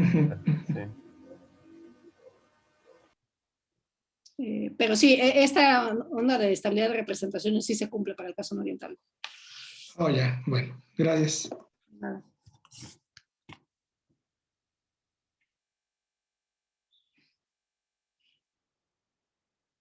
Están padres las de Fomenko, ¿no? Bueno, solamente a mí me gustan. No, sí. Esta es la asociación espectral, así me imagino. Bueno, estoy calculando asociaciones espectrales. Y hay unos soldaditos que una vez nos enseñó que cómo vas matando las diferenciales. Ah, ok, no. ¿Pero también es de Fomenko? Sí. Ah, mira, muy bueno. Sí, está bueno. Yo tenía, bueno, ya que estamos en esto, ya que nos extendimos. Todo parece que la siguiente charla va a ser, bueno, la otra charla va a ser para la siguiente sesión. Te iba a preguntar algo que a lo mejor alguien que, por ejemplo, yo que no sabe mucho sobre muchas cosas centradas en topología algebraica, ¿no? Yo así como desde mi punto de vista veo que, por ejemplo, todo esto de calcular clases de cohomología o la cohomología, homología de mapping class groups, pues es un rollo bastante específico, ¿no? O sea, es clavarte en el problema nada más, ¿no? Y bueno, de hecho es ahí donde está como la frontera, ¿no? Donde ya necesitan hacer cálculos muy explícitos, ¿no? Mi pregunta va más, por ejemplo, en el sentido de por qué es interesante conocer las clases características, ¿no? O qué se obtiene a partir de conocerlas, ¿no? Esta pregunta viene más como desde el punto de vista inocente, ¿no? De que pues no se tiene mucha familiaridad con todo esto, ¿no? No, bueno, además creo que es una pregunta sana que tiene que hacerse uno periódicamente, ¿no? Con cualquier cosa que estés haciendo, ¿no? Porque, pues sí, o sea, tú tienes interés en una pregunta que has estado buscando o estudiando 10 años y no quiere decir que tenga interés fuera de eso, ¿no? No sé, no sé si sea la mejor respuesta, pero, por ejemplo, para estudiar, o sea, yo creo que un problema común en matemáticas, digamos, omnipresente, es clasificar objetos bajo cierto criterio. Y pues en topología de superficies no es la excepción, clasificar superficies. Y pues uno se agarra de donde puede para clasificar. Y casi nunca tienes teoremas cerrados tan bonitos como el teorema de clasificación de superficies. Muchas veces la herramienta que tienes son invariantes. Y los invariantes te ayudan a distinguir cosas que no están en la misma clase de equivalencia, pero no te dan la clasificación completa. Entonces, las clases características son herramientas importantes para clasificar haces vectoriales, que no te dan la clasificación completa, pero que sí te permiten distinguir haces que no son equivalentes, por ejemplo. Entonces, si tú tienes dos haces cuyas clases características son distintas, esa es una manera de distinguirlos. Ahora, pues las clases características, aquí estoy minimizando su utilidad porque en realidad tienen vínculos con geometría importantes, que ahorita no recuerdo con detalle y que quizá alguno de los que están aquí presentes pueda justificar de manera más importante, ¿no? En el caso del grupo modular, yo quise como que ilustrar un poco estos vínculos de su cohomología con el problema de clasificación de haces de superficie y con el espacio modular, como para justificar que no nada más está estudiando la cohomología del grupo para aplicarle la maquinaria de cohomología del grupo a un grupo particular, sino que este grupo finalmente está conectado con otros espacios que en otros contextos también son de interés, ¿no? Entonces, pues bueno, esa es un poco una respuesta a tu pregunta, ¿no? Pero vamos, estoy simplificando mucho de qué se trata, ¿no? Estudiar clases características, por ejemplo. No sé, quizá alguno de los aquí presentes tiene más fresco o utiliza las clases características de manera más importante en su trabajo. Quizás un resultado sobre clases características, pero en el contexto de haces vectoriales, algo clásico, ¿no? Es que si tú tienes una variedad suave y te fijas en su haz tangente, entonces estudiar las clases de Stiefel-Whitney, son unas clases características con coeficientes en Z2. Si pruebas que algunas clases características son 0, entonces vas a poder tener secciones de tu variedad. Como lo que se traduce en tener, ¿cómo se llama? Espacios, ¿cómo se le llaman? Campos vectoriales sobre tu variedad. Campos vectoriales. Campos vectoriales. Pero campos vectoriales con cierta propiedad, ¿no? Cierta propiedad. Esa puede ser una. O también te permite saber cuándo puedes encajar variedades en ciertos espacios euclidianos y cuándo no. O sea, de hecho, Israel, creo que ustedes usaron clases características en algunos de sus argumentos, ¿no? O sea, teoría de la obstrucción son clases características. Sí. Bueno, creo que no lo vi así, pero... sí lo usamos. Sí.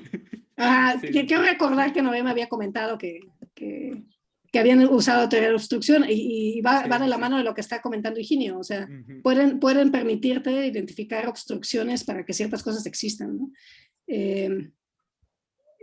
Y bueno, por ejemplo, las clases características de haces vectoriales pues son clasiquísimas y tienen que ver con las esferas exóticas de Milnor y varias cosas, ¿no? O sea, hay un mundo de conexiones ahí que no soy la mejor persona para hablar de ello, pero creo que en gran parte, dada lo fructífero que fueron las clases características en caso de haces vectoriales, es que la pregunta de haces de superficies, digamos, derivó, ¿no? ¿Qué tipo de herramientas de clases características de haces vectoriales puedes jalar a superficies, ¿no? Pero otra vez, estoy simplificando mucho el área, en parte por mi ignorancia, ¿no? Pero justo aquí le hago propaganda al Notices, ¿no? Hay un artículo del Notices de la American Mathematical Society del año pasado, me parece, de Nick Solter y Bena, no me acuerdo cómo se pronuncia su apellido, sobre haces de superficies y donde justo comentan varias de estas conexiones. Y la ventaja de estos artículos es que te los lees en una tardecita, ¿no? O sea, el objetivo del artículo es como informarte de qué se trata, darte un poco de contexto, ¿no? Claro. Entonces, si tienes oportunidad de buscarlo o si te interesa, te lo mando. Para dar un poco más, en el caso particular de haces de superficies, ¿no? Sí. Estaría muy bien. Gracias, Rita. Igual a lo mejor si se puede publicar en el Classroom para todos, yo creo que estaría bien. Sí, claro. Sí, porque luego a veces cuando nos ponemos a calcular algo muy, muy específico, ¿no? A veces se olvida a lo mejor el contexto general, ¿no? Pero bueno, no, sí. No, y tienes razón. Tiene... Y uno pregunta que con frecuencia o no perderla de vista, o sea, y en cualquier cosa que nos dediquemos a hacer, ¿no?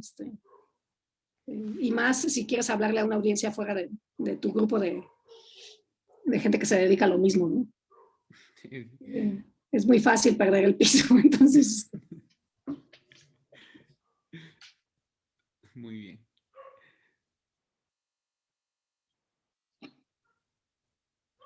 Pues no sé si quieren dejo de compartir o quieren discutir algo más. Pues sí, está bien.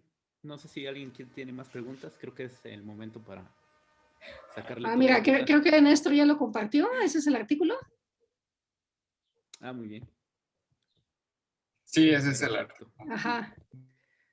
Sí, porque en algún momento cuando estaba llevando el curso de topología algebraica, ¿no? Vi es un librito de Morita y no sé quién más, creo que es de Solita, ¿no?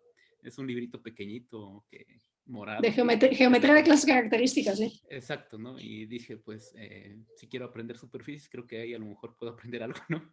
Pero no, o sea, ya se mete con cosas bastante pesadas de geometría, de topología, ¿no? Y dije, no, sí.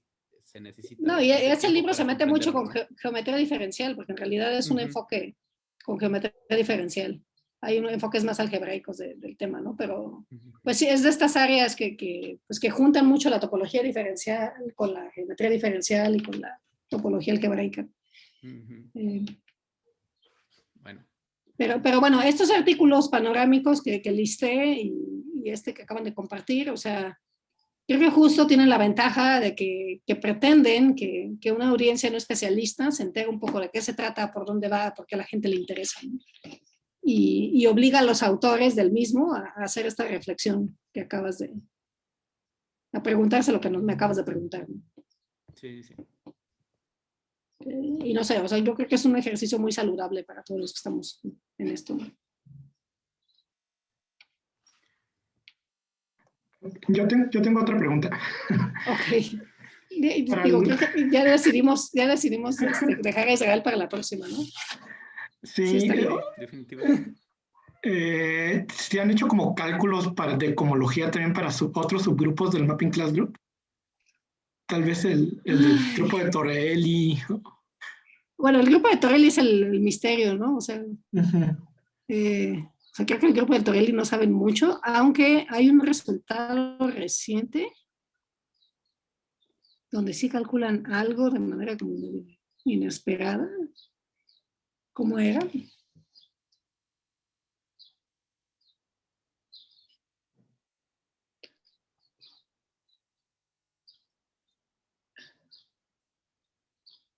Es que el grupo de Torelli es una representación del grupo simpléctico, la cohomología del grupo de Torelli, justo porque se define como, o sea, toman el Mapping Class Group y actúan en el primer grupo de homología de la superficie. Era un kernel, creo. Y el kernel de esa acción es el grupo de Torelli.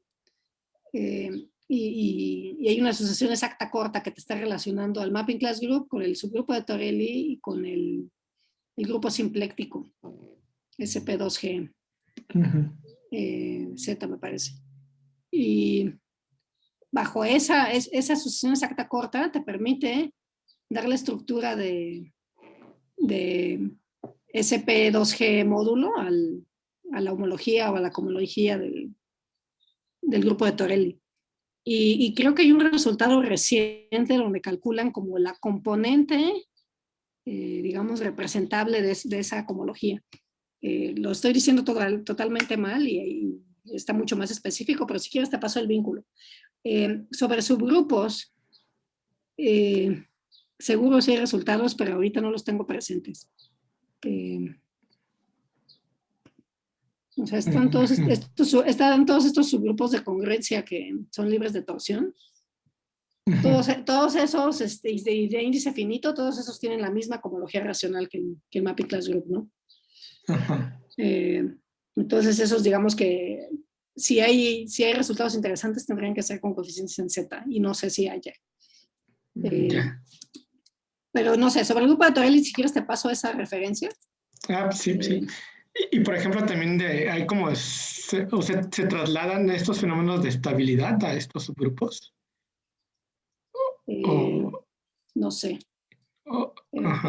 O hay que ser de índice finito o alguna propiedad de ese estilo para que se pueda trasladar esa estabilidad a un subgrupo. Hasta donde sé no hay un resultado así de directo. O sea, de que se traslade el fenómeno, no sé, como las propiedades estas de dimensión comológica, ¿no? Que sí, Ajá, exacto, virtual, sí. que sí son así como que se heredan, ¿no? Ujú. Creo que no, pero no, o sea, no, por ejemplo, justo, el grupo de trenzas puras es un subgrupo de índice finito del grupo de trenzas, ¿no? Ujú.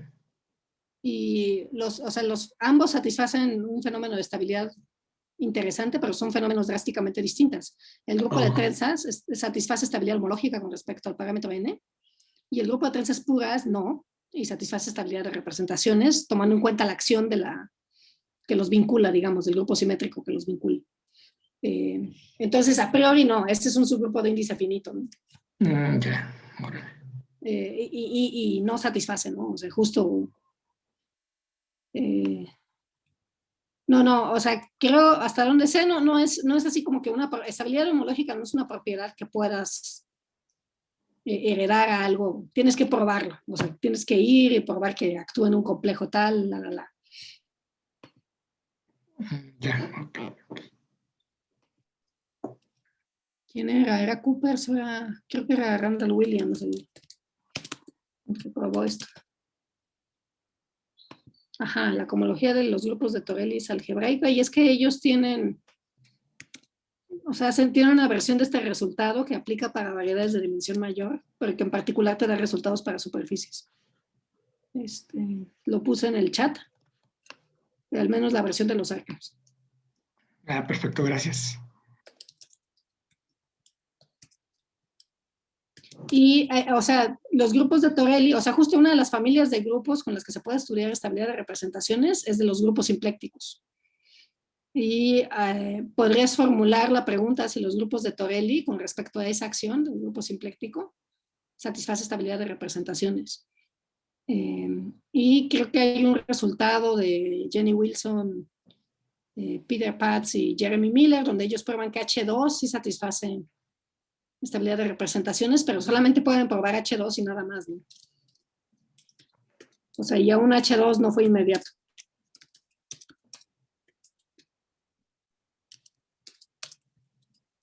A ver, déjame, si quieres también te busco ese artículo, pero si te interesa echarle un ojo.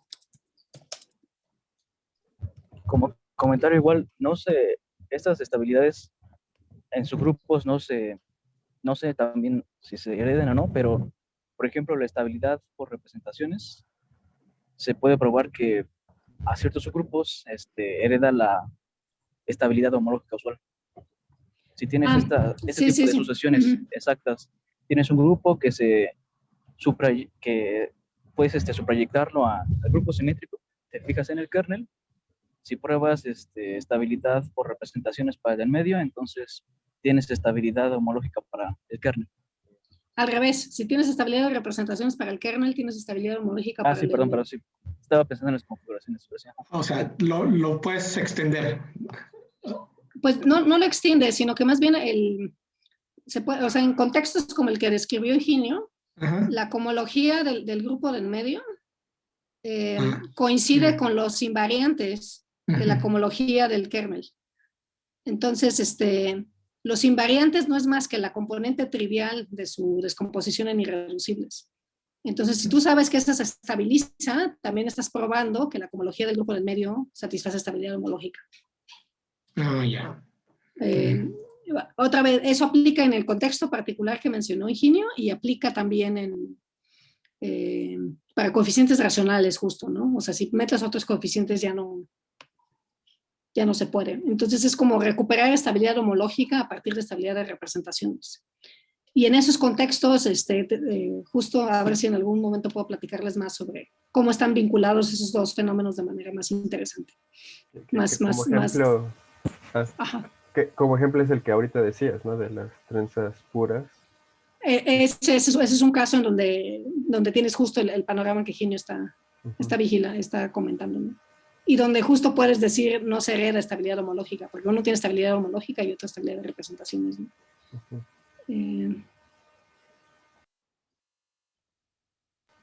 Está interesante que los que le saben a las mapping class groups de tipo infinito, checar si eso que mencionaban lo que mencionabas del espacio límite. Bueno, sí, esa parte así, a mí sí me interesaría escuchar, aunque no conozco bien los detalles de Madsen y Weiss, ¿no? Entonces tampoco es como que, o sea, como que hay tantas cosas de estudiar, pero sí estaría padre. Sí, saberse. Sí El tiene que problema ver. luego está en que hay cosas que parecen que deberían de ser el límite, pero en realidad no lo son. Un ejemplo es el comportamiento de ciertas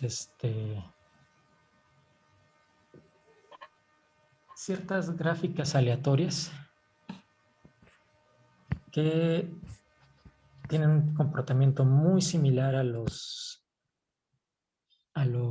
complejos de curvas bajo ciertas condiciones.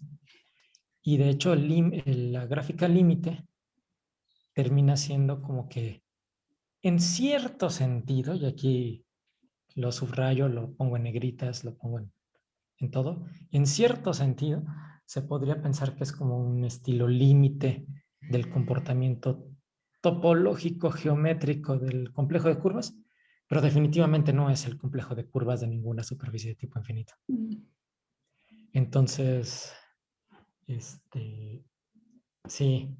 Ajá, y no sé si eso sea un poco lo que pasa en este contexto, ¿no? O sea, Sí, es lo que estoy es un pensando. objeto límite homotópico y que realmente te sirve para calcular homología. O sea, se construye pensando en que quieres calcular homología, no pensando en que quieres recuperar la geometría de una superficie subyacente.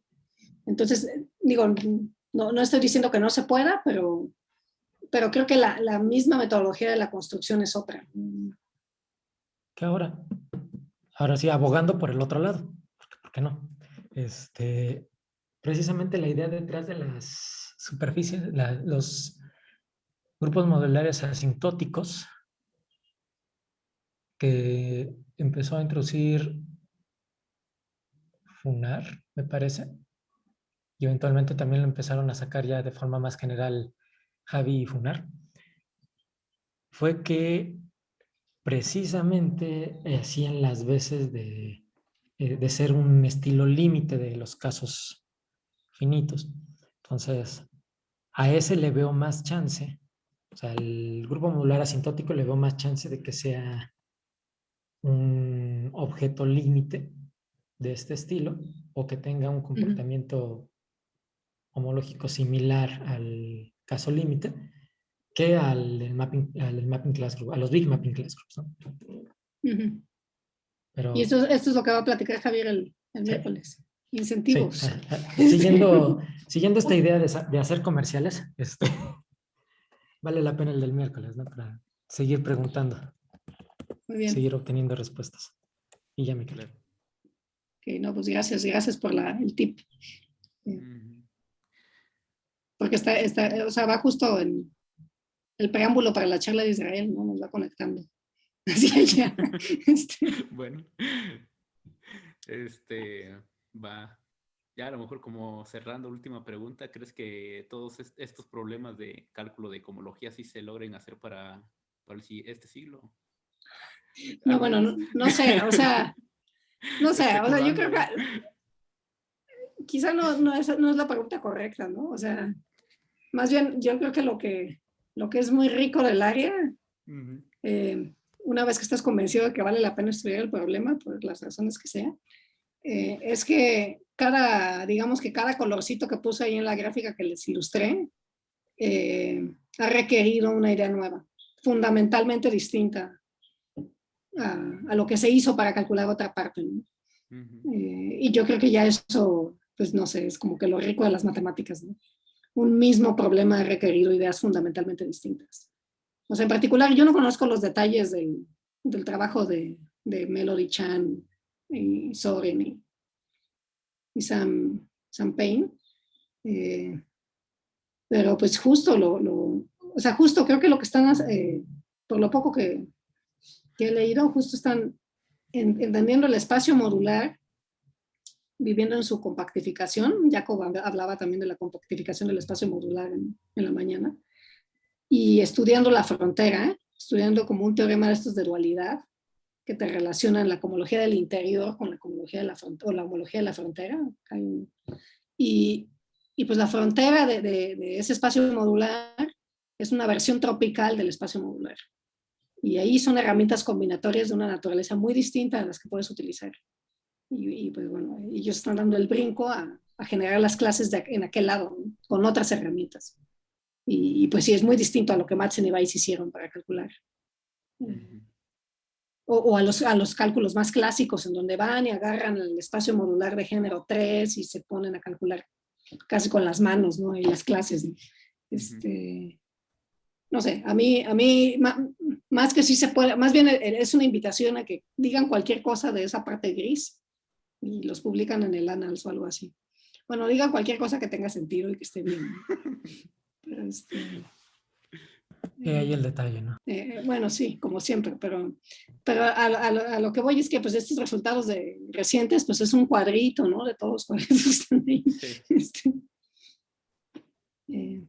No, es injusto, de hecho son muchos cuadritos, encontraron un montón de clases, o sea, realmente sí, su resultado está bastante impresionante, pero pues sigue estando la zona muy amplia, ¿no? Sí, como que ahí se ve si vas por un resultado muy general, ¿no? O por un pedacito, como dices, ¿no? Pues ahora sí que yo creo que ahora la gente hace lo que le sale, ¿no? O sea, como que, no sé, o sea, yo creo que ellos tenían esta estrategia, con esto podemos identificar clases, ¿no? Y nos toca probar que son no triviales. Y pues vas por ahí, ¿no? O tratas de probar que todas las clases son triviales, por ejemplo, son el tipo de resultados que... pero justo, o sea, ya Néstor lo comentaba la vez pasada, ¿no? Un primer problema es que se te ocurra cómo generar clases de cohomología, de dónde las sacas, ¿no? Y el otro problema es que una vez que las tienes, me pruebas que son no triviales, ¿no? Que sí te dan algo. Y ya si te metes con torsión es otro lío, ¿no? Porque quieres ver si son de torsión o no y de qué orden son. Pero bueno, ojalá, o sea, creo que el objetivo de la charla era un poco un panorama de... y vamos, yo propuse empezar yo con esto porque creo que era una continuación natural a lo que estábamos discutiendo la vez pasada. Y ya Javier nos va a hacer favor de conectarnos un poco hacia la cosa infinita, ¿no? Entonces... No, pues estuvo súper bien, creo que se logró el objetivo. Entonces a lo mejor nos vamos a reunir hasta las vacaciones. Sí, quizá. Bueno, ya puedes quitar la grabación, ¿no? Sí, ya, yo creo que ya para que no ya